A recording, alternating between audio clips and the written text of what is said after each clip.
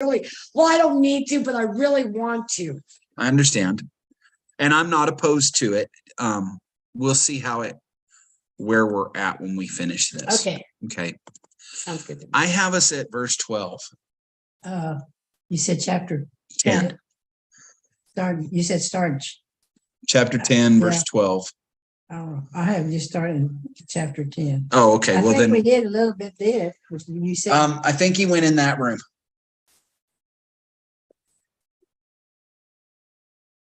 I think Michelle pulled him in there.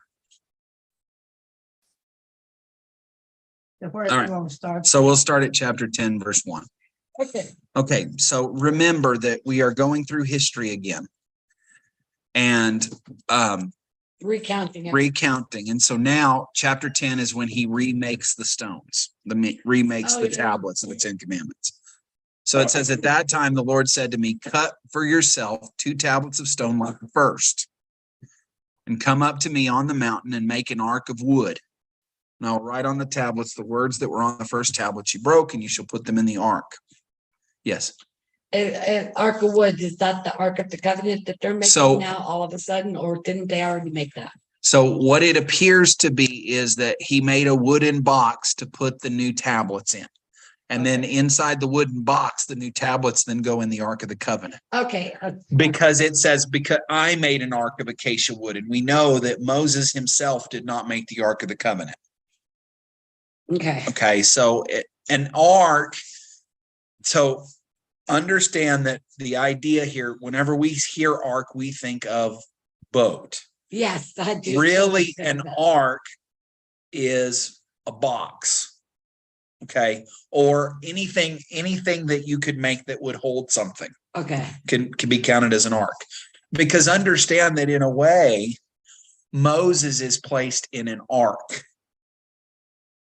It's a little reed boat is what it was. Yeah, okay. But technically it's an ark. But the Ark of the Covenant is a box. It's the box that that stands for the covenant. It's something that holds something. Okay, basic. Okay. If you want to be real general. So he's saying cut 2 new stones and then make a wooden box for them to go in. Okay. So he makes an ark of acacia wood. He cut the 2 stone tablets like the first and went up on the mountain with the 2 tablets in my hand. And he, God, wrote on the tablets the same writing as before, the 10 Commandments that the Lord had spoken to you on the mountain out of the midst of the fire on the day of the assembly. Okay, now I will mention, once again, my decides it's gonna. Oh. Don't you just love how that works? Trying to talk and here comes the nose. All right. So I will mention that, and it's silly that they do this, but my particular Bible puts the he and he wrote on the tablets in lowercase, but it should definitely be uppercase. It is definitely God who wrote on the And tablets. they're making a second set because he Broke the first set. Okay, that's what I thought. Okay. Because he was pissed that they made a gold calf, Uh-huh. which I can totally. Moses got angry. Yeah. And understand that in that case, so unlike the water that he gets in trouble for, the idea here for him getting angry and throwing down the tablets is much like the discussion of Jesus walking into the temple and whipping and throwing over tables. So understand that That's righteous anger, right? it was righteous anger. And I can say that with some confidence because there's no Punishment. retribution from God. Yeah. Whereas when Moses just gets angry, And struck the rock, then there's retribution. he doesn't Okay. get to go to the promised land. So notice the picture on the breaking. He's coming down with 2 stone tablets. They're probably fairly large. And probably fairly heavy.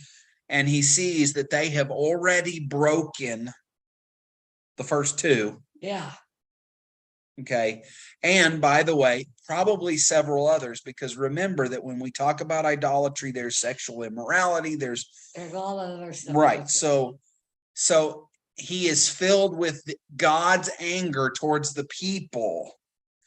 And so he takes these brand new tablets that show the covenant that they have agreed to with God, and he shatters them in a representation of the fact that they have shattered the covenant that they made with God.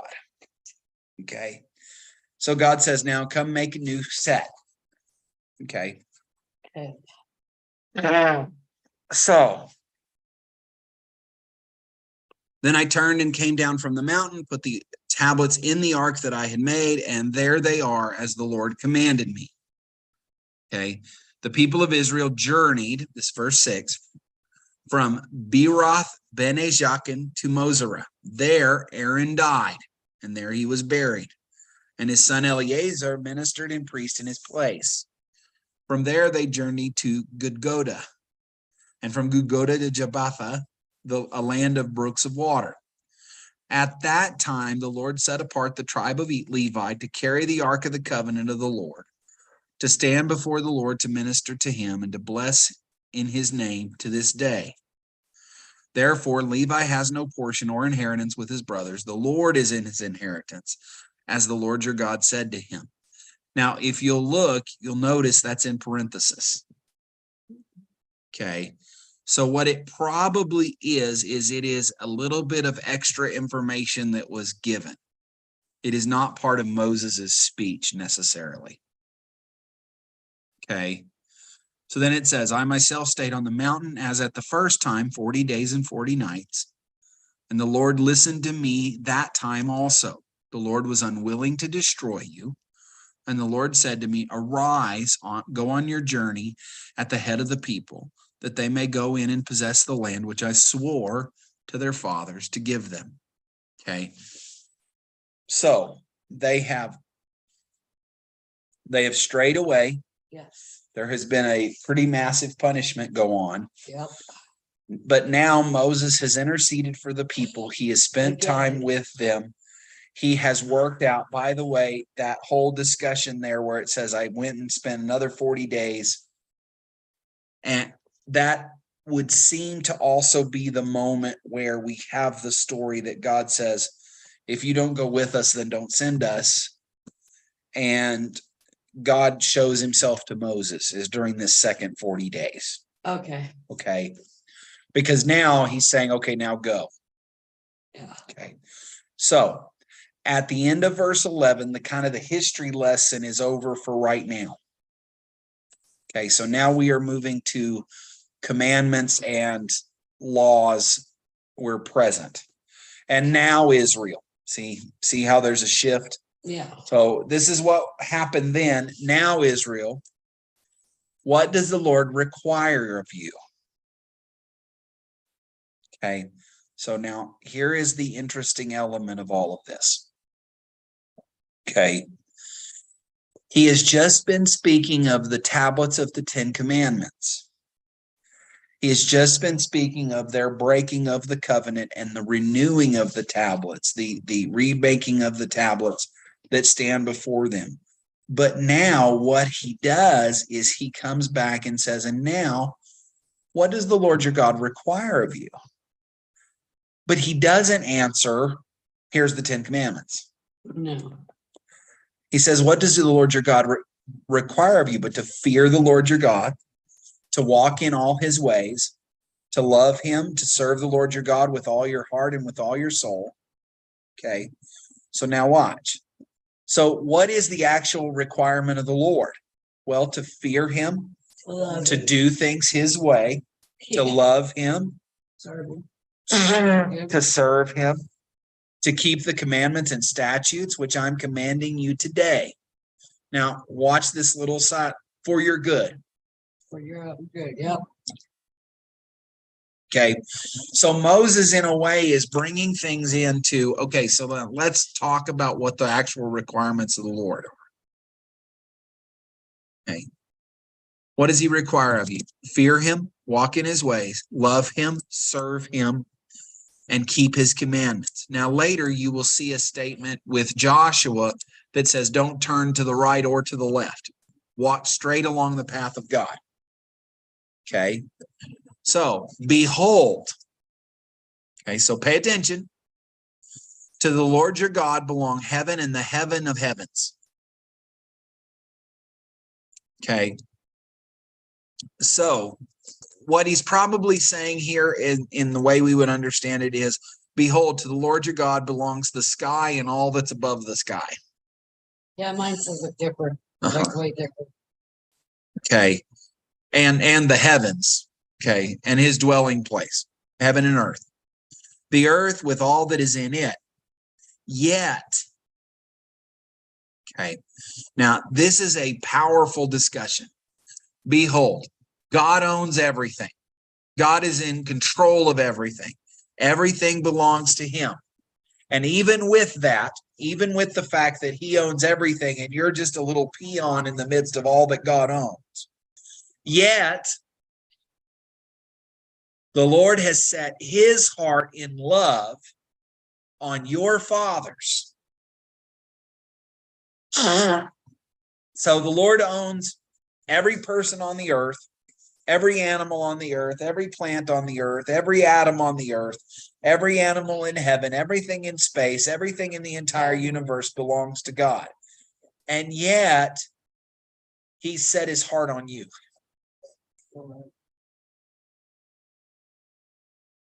And your offspring after you. You above all peoples, as you are this day. Now, circumcise therefore the foreskin of your heart, and be no longer stubborn. Yeah. So It says don't be stiff-necked. what does circumcision mean? To remove part of the skin from your body. Okay.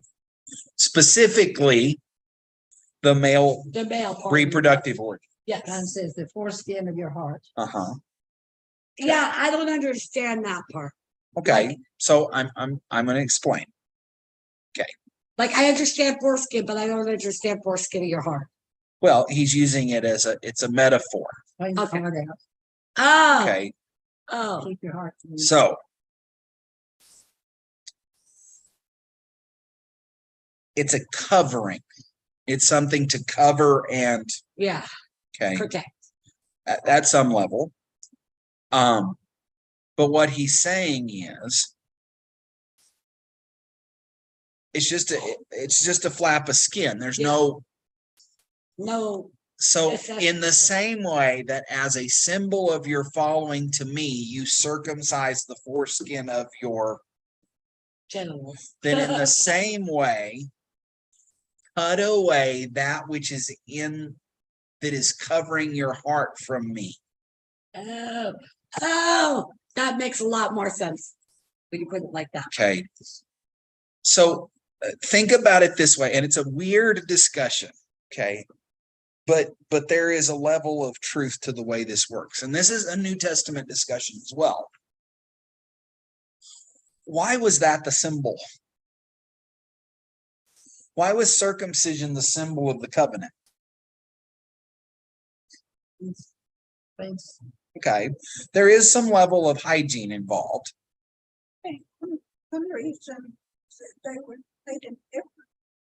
It did. Yeah, set them apart.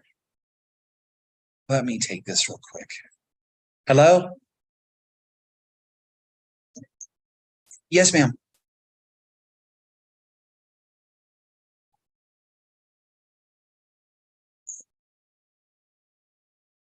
We have stuff going on right after the parade. So I'm not sure. What time are you thinking? Right. Well, Tracy, can you call me back about 6:45? Because we're in Bible study right now. Okay, thank you. Bye.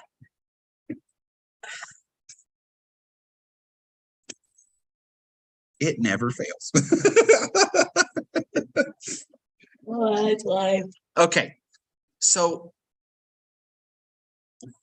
the interesting thing is that place, making that be the symbol, means that it is not something that everybody sees.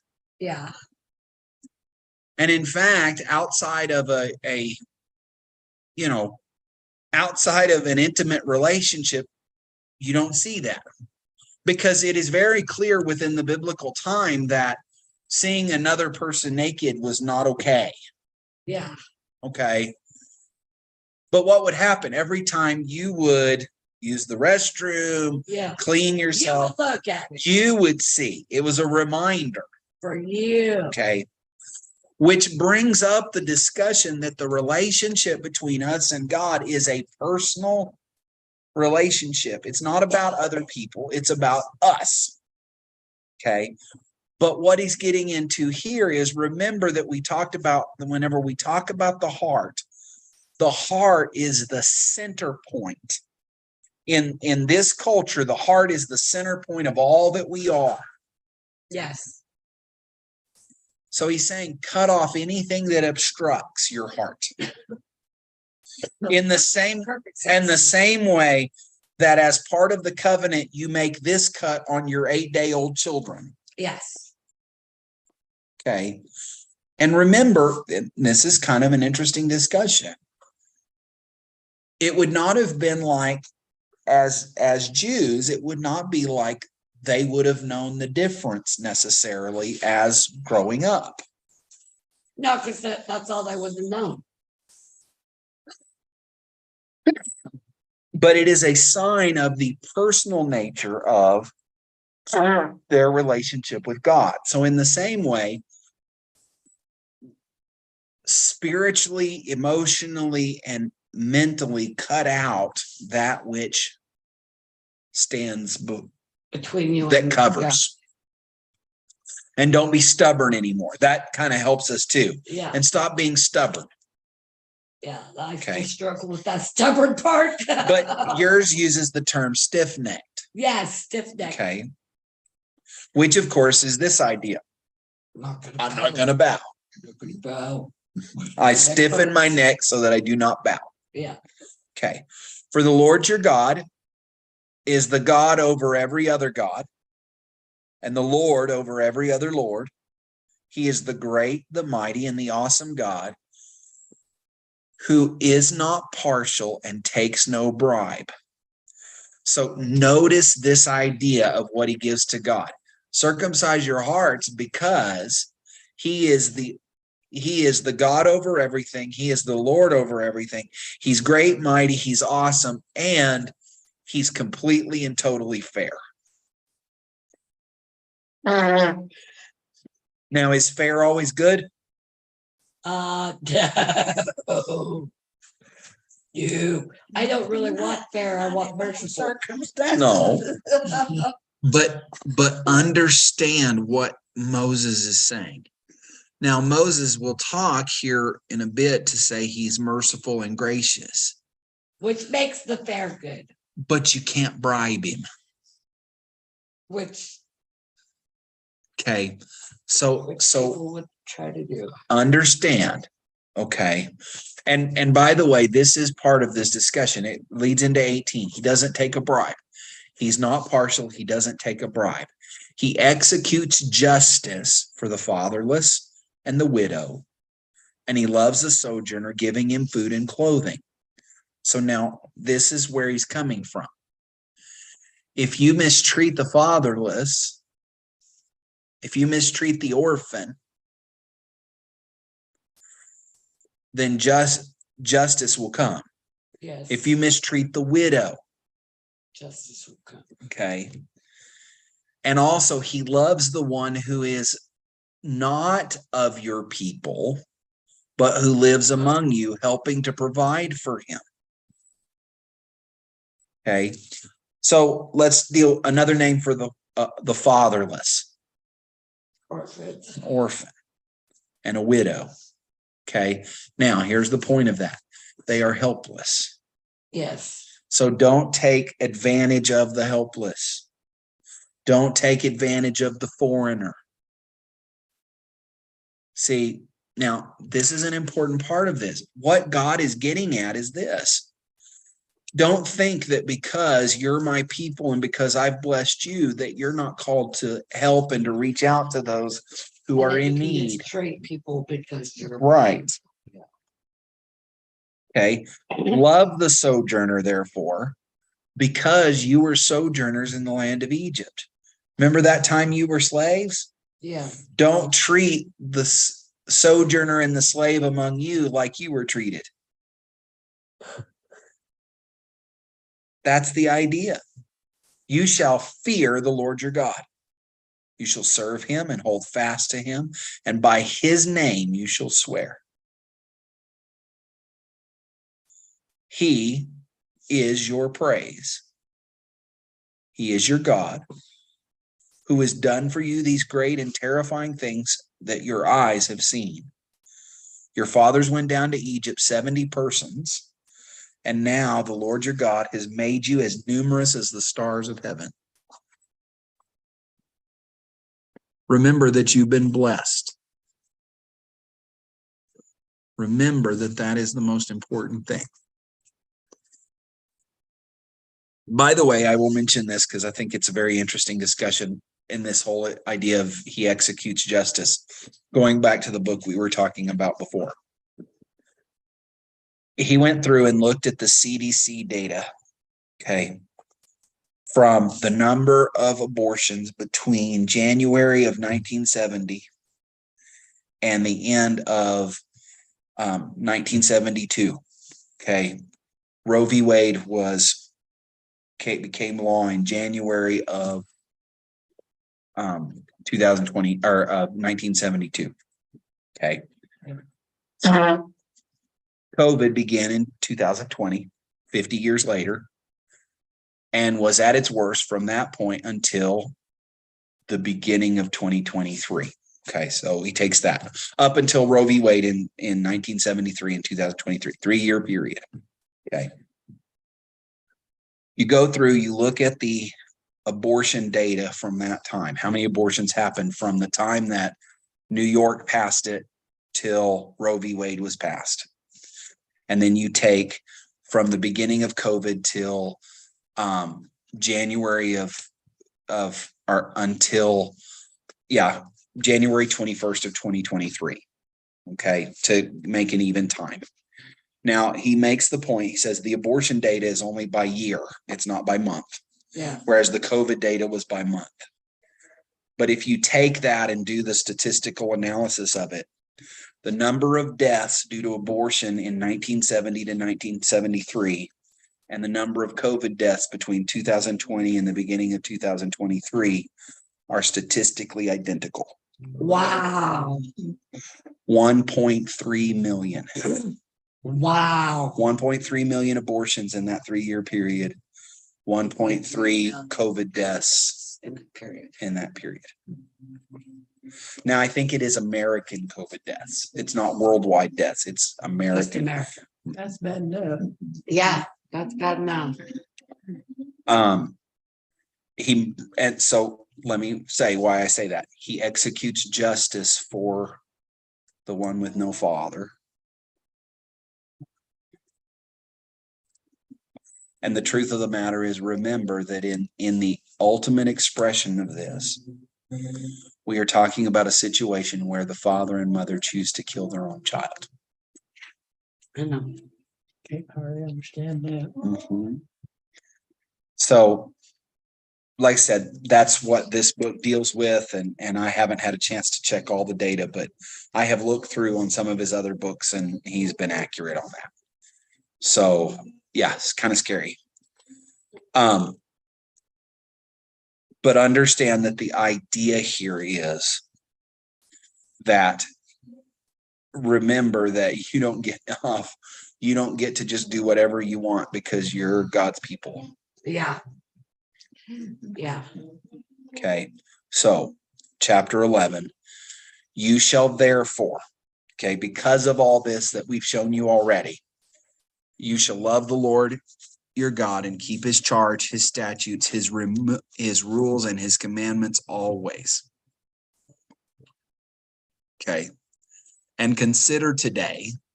Okay. So today, consider And he says, since I'm not speaking to your children who have not known or seen it, consider the discipline of the Lord your God. So, hey, so also think back to the times God has disciplined you. Like when you guys were kids and your parents were getting all this stuff happening. But also in their own life. In their own life, yeah. Okay. His greatness, his mighty hand, his outstretched arm, his signs and his deeds that he did in Egypt to Pharaoh, the king of Egypt, and to his land, and what he did to the army of Egypt. So remember, some of these were alive at that time. They were kids, but they were alive. At that time. To their horses and their chariots, how he made the water of the Red Sea flow over them as they pursued after you, and how the Lord has destroyed them to this day. Yeah. And what he did to you in the wilderness until you came to this place. And what he did to Dathan and Abiram, the sons of Eliab, son of Reuben, how the earth opened its mouth and swallowed them up, and their households and their tents and every living thing that followed them in the midst of all Israel. For your eyes have seen all the great work of the Lord that he did. Now remember, we are once again pulling into this idea. Remember, consider the discipline. Remember the discipline of the Lord. Remember all the things that you've seen God do, both in Egypt and when you were wandering in the wilderness. Yeah. When God worked for you and when God punished you. You shall therefore keep the whole commandment that I command you today, that you may be strong. Go in and take possession of the land you are going over to possess, and that you may live long in the land that the Lord swore to your fathers to give to them and to their offspring, a land flowing with milk and honey. For the land you are entering to take possession is not like the land of Egypt for which you have come, where you sowed your seed and irrigated like a garden of vegetables. Okay, so now watch. This is a very interesting discussion. This land is not like Egypt, where you planted a garden and watered it with irrigation and all of that. This is a land of hills and mountains where the water comes from the rain. You don't irrigate, you wait for the rains. Okay, it is a little bit like here. Yeah. Okay, if you were to go 60 miles south, they irrigate. Really?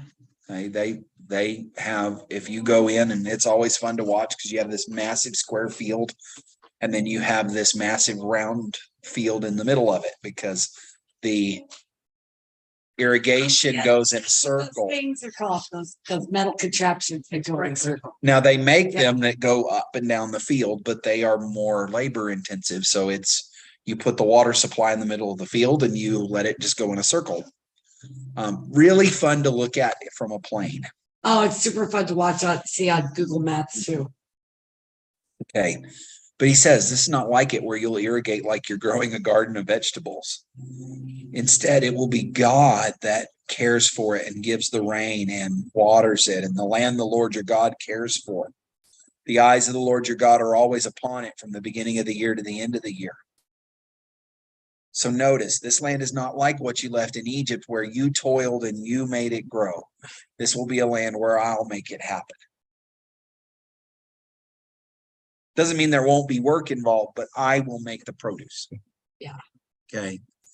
If you will obey my commands that I command you today, to love the Lord your God and to serve him with all your heart and with all your soul, he will give rain for your land in its season, the early rain and the later rain, that you may gather in your grain and your wine and your oil. And he will give grass in your field for your livestock, and you shall eat and be full. Take care lest your heart be deceived and you turn aside and serve other gods and worship them. Then the anger of the Lord will be kindled against you, and he will shut up the heavens, and there will be no rain. And the land will yield no fruit, and you will perish quickly off the good land that the Lord is giving you. The land is good, but its fruitfulness is based on your obedience. So if you're not good, it won't be fruitful no more. Okay. Now, notice we come back to this statement again. Okay. You shall therefore lay up these words of mine in your heart and in your soul, and you shall bind them as a sign on your hand, and they shall be as frontlets between your eyes. Oh, which is why they got the box in their foreheads. Okay. You shall teach them to your children, talking of them when you're sitting in your house, when you're walking by the way, when you lie down, and when you rise. So this is the second time these words have been used. Yeah. Shall write them on the doorposts of your house and on your gates, that your days and the days of your children may be multiplied in the land that the Lord swore to your fathers to give them, as long as the heavens are above the earth. So here is the idea. If you will diligently teach your children what's right, then the hope is that they will Teach their kids. maintain. Okay. And it'll continue on through the generations. Exactly. Okay. For if you are careful to do all this commandment that I command you today, loving the Lord your God, walking in his ways, and holding fast to him, then the Lord will drive out all these nations before you, and you will dispossess nations greater and mightier than you. Every place on which the sole of your foot treads shall be yours. Your territory shall be from the wilderness to from the wilderness to the Lebanon. I missed something. Hold on. Nope, that's right. Okay. To the Lebanon, and from the river Euphrates to the western sea. No one shall be able to stand against you. The Lord your God will lay the fear of you and the dread of you on all the land that you shall tread, as he promised you. The Now, Western Sea, that's the Mediterranean. yes. Okay. Because that's what mine says. I just wanted to make sure that was the thing. So then comes a very, very powerful statement. We'll finish this and then we'll be done. See, I am setting before you today a blessing and a curse. Okay. Yeah. So basically what he's saying, I'm setting before you a choice.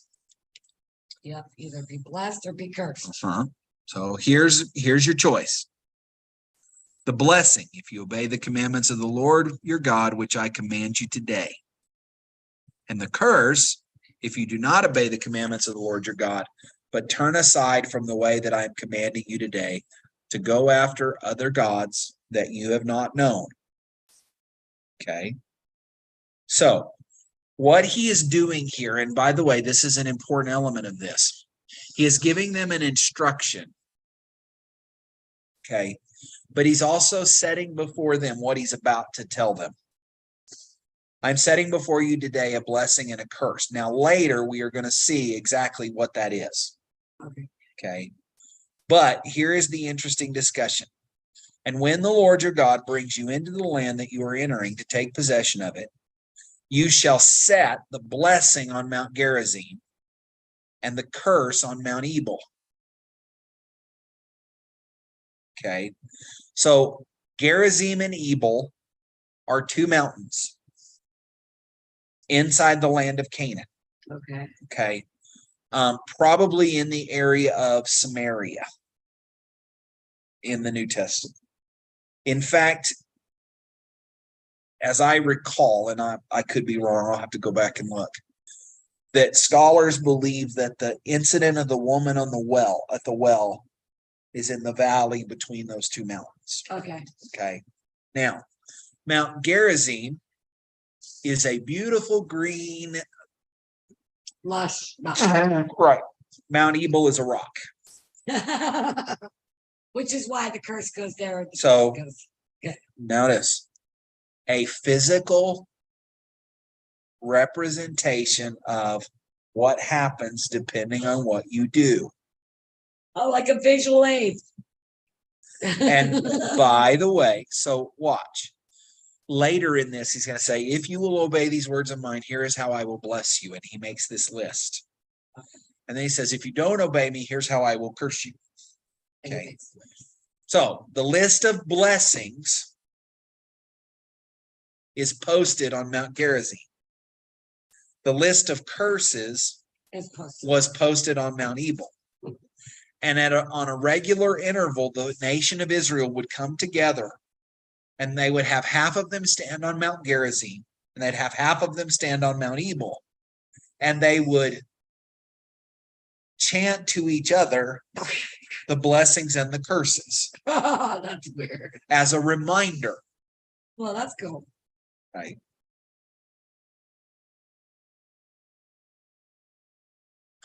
But the idea here is, once again, remember. Okay.